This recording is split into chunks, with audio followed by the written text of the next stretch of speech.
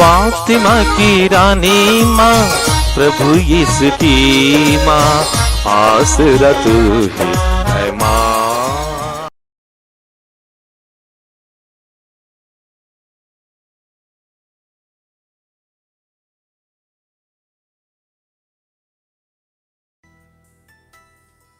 पहला पाठ नबी इसायास का ग्रंथ, अध्याय 2, पद संख्याएं 1 से 5 तक। यरूशलेम तथा यहूदा के विषय में आमोस के पुत्र इसायास का देखा हुआ दिव्य दृश्य। ईश्वर के मंदिर का पर्वत पहाड़ों के ऊपर उठेगा और पहाड़ियों से ऊंचा होगा। सभी रास्ते वहां इकट्ठे होंगे।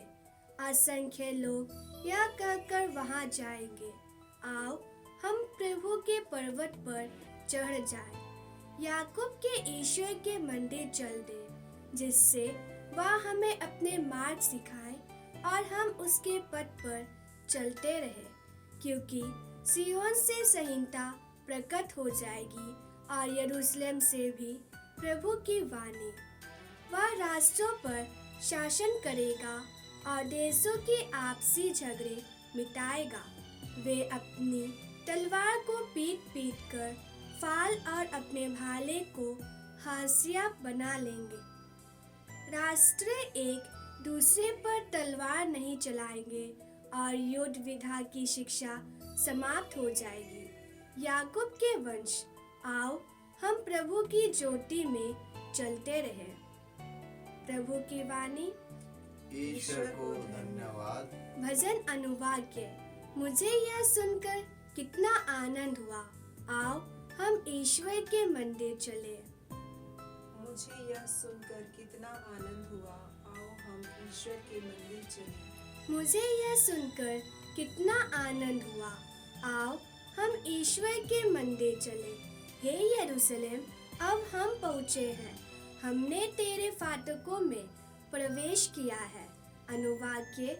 मुझे यह सुनकर कितना आनंद हुआ, आओ हम ईश्वर के मंदिर चले। मुझे यह सुनकर कितना आनंद हुआ, आओ हम ईश्वर के मंदिर चलें। यरूशलेम का पुनर्निर्माण हो गया है, उसके नागरिक एकता के सूत्र में बंधे हुए हैं। यहाँ इस्राएल के वंश प्रभु के वंश आते हैं। अनुवाक्य। मुझे यह सुनकर कितना आनंद हुआ, आओ हम ईश्वर के मंदिर चले। मुझे यह सुनकर कितना आनंद हुआ, आओ हम ईश्वर के मंदिर चलें। यहाँ सब के सब भाई बंधु हैं, इसलिए मैं कहता हूँ तुम में शांति बनी रहे। हमारा प्रभु ईश्वर यहाँ निवास करता है, इसलिए मैं तेरे कल्याण की मंगल कामना करता हूँ। अनुवाक्य। मुझे यह सुनकर कितना आनंद हुआ, आओ हम ईश्वर के मंदिर चले। मुझे यह सुनकर कितना आनंद हुआ, आओ हम ईश्वर के मंदिर चलें। दूसरा पाठ रोमियो के नाम संत पौलुस का पत्र, अध्याय 13, पद संख्याएं 11 से 14 तक। आप लोग समय पहचानते हैं, आप लोग जानते हैं कि नींद से जागने की घड़ी आ गई है। जिस समय हमने विश्वास किया था, उस समय की अपेक्षा अब हमारी मुक्ति अधिक निकट है। रात प्रायः बीत चुकी है, दिन निकलने को है, इसलिए हम अंधकार के कार्यों को त्याग कर ज्योति के अस्त्र धारण कर ले। हम दिन के योग्य सदाचरण करें। हम रंगरेलियों और नशेबाजी, व्यभिचार और भोग विलास, झगड़े और ईर्ष्या से दूर रहें। आप लोग प्रभु यीशु मसीह को धारण करें और शरीर की वासनाएं तृप्त करने का विचार छोड़ दें। प्रभु की वाणी। ईश्वर को धन्यवाद। जय घोष। आलेलुया आलेलुया। हे प्रभु, हम पर अपनी दया प्रदर्शित कर और हमें मुक्ति प्रदान कर। आलेलुया। प्रभु आप लोगों के साथ हो और आपकी आत्मा के साथ। संत मत्ती के अनुसार प्रभु यीशु ख्रिस्त का पवित्र सुसमाचार। हे प्रभु तेरी महिमा हो।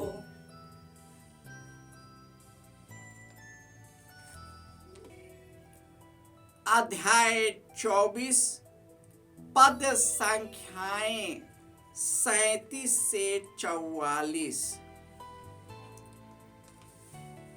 यीशु ने अपने शिष्यों से कहा, जो नूह के दिनों में हुआ था वही मानव पुत्र के आगमन के समय होगा।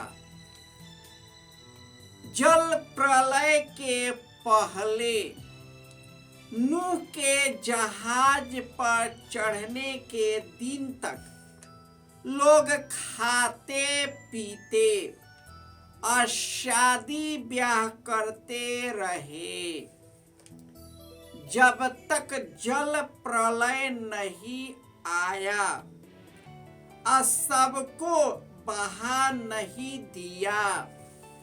तब तक किसी को इसका कुछ भी पता नहीं था। मानव पुत्र के आगमन के समय वैसा ही होगा।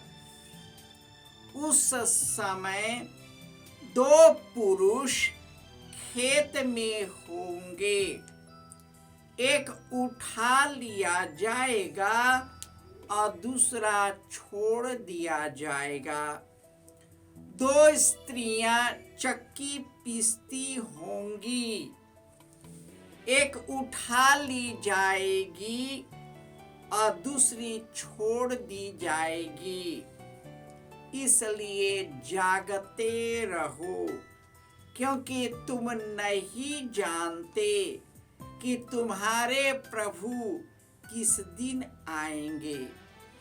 यह अच्छी तरह समझ लो, यदि घर के स्वामी को मालूम होता कि चोर किस घड़ी आएगा, तो वह जागता रहता और अपने घर में सेंध लगने नहीं देता। इसलिए तुम लोग भी तैयार रहो, क्योंकि जिस घड़ी तुम उसके आने की नहीं सोचते, उसी घड़ी मानव पुत्र आएगा। यह प्रभु का सुसमाचार है। हे क्रिस्त तेरी स्तुति हो। आज माता कलीसिया आगमन के पहले रविवार में पहुंच गई है। यह हमारे लिए एक विशेष दिन है, ताकि हम अपने जीवन को जांच कर देखें कि हमारी जिंदगी ईश्वर के रास्ते पर जा रही है या हम ईश्वर के रास्ते से भटक गए। जिस तरह एक ही मनुष्य के अपराध के फल स्वरूप सबों को दंडाज्ञा मिली, उसी तरह एक ही मनुष्य के प्रायश्चित के फल स्वरूप सबों को पाप मुक्ति और जीवन मिला। जिस तरह एक ही मनुष्य के आज्ञा भंग के कारण हम पापी ठहराए गए, उसी तरह एक ही मनुष्य के आज्ञा के कारण सब पाप मुक्त ठहराए जाएंगे। हम इस दुनिया में आते हैं तो इस दुनिया के दुख और चिंताओं में, इस दुनिया के चीजों को प्राप्त करने में हमेशा दुखी और संतप्त रहते हैं। हम परेशान और चिंतित रहते हैं और इन्हीं चीजों में व्यस्त रहते हैं। और जब हम जीवन की व्यस्तता में जब अचानक कुछ होता है, हम घबरा जाते हैं, हम परेशान हो जाते हैं, हमारा विश्वास टूटने लगता है। क्योंकि आज के पहले पाठ में नबी ईसायास के ग्रंथ से हमने सुना है कि ईश्वर राष्ट्र के सभी भटके हुए लोगों को एकत्र करेंगे और पूर्ण शांति प्रदान करेगा। यरूशलेम का मतलब होता है कलीसिया। तो ईश्वर कलीसिया के द्वारा हमारा मुक्ति विधान प्रकट करेगा और कलीसिया का शीर्ष जो यीशु है, उनके द्वारा हमें जीवन प्राप्त होगा।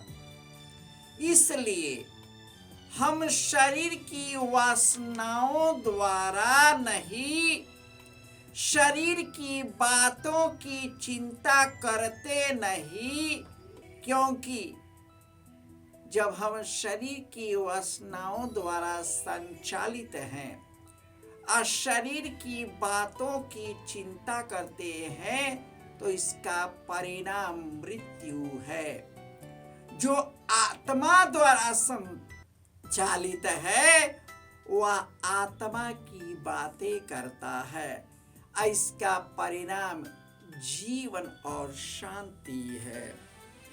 इसलिए हमें इन सब अंधकार के पापों को दूर करना और ईश्वर की ज्योति को धारण करना, हर दिन सदाचरण करना, रंगरेलियों, नशेबाजी, व्यभिचार, भोग विलास, झगड़े और ईर्ष्या से दूर रहे, प्रभु यीशु को धारण करे और शरीर की वासनाएं की तृप्ति के विचारों को छोड़ दे। क्योंकि ईश्वर उसी दिन आएगा जब हम उसकी कल्पना भी नहीं कर सकते। इसलिए आज के सुसमाचार में यीशु बोलते कि नूह के दिनों में लोग अपने आप में व्यस्त थे, केवल इसी संसार और इसी जीवन में व्यस्त थे। उन लोगों ने ईश्वर के वचनों पर ध्यान नहीं दिया, ईश्वर के मार्ग पर नहीं चला, कुमार्ग पर चलते रहे, खून खराबा करते रहे, एक दूसरे का शरीर को दूषण करते रहे, चिंताओं से ग्रस्त रहे, एक दूसरे को लूटते रहे। और इस प्रकार जब जल प्रलय आया, सब नष्ट हो गए।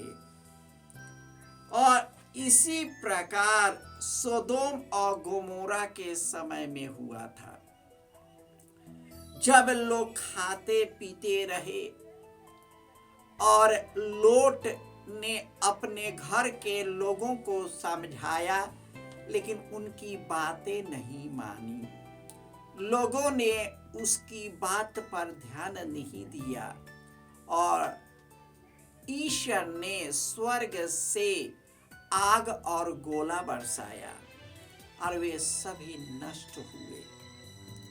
यही कारण है कि प्रभु यीशु इस दुनिया में आए और इन पापों से मुक्त कर हमें अनंत जीवन प्राप्त करने के लिए बुलाया।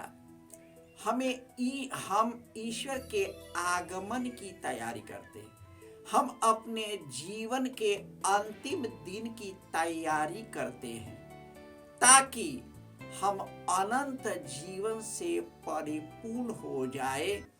ये छोटी सी अवधि वाले जीवन में इतना ग्रस्त न रहे कि हम पूर्ण जीवन को ही गंवा दे। तो आइए अपने आप को शुद्ध करें, पाप के जाल और जंजाल को दूर करें, ईश्वर के मार्ग पर चले, अच्छी तरह पाप स्वीकार करें, मेल मिलाप करें और इस प्रकार हम ईश्वर के पुत्र पुत्रियां बन सकेंगे। जय यीशु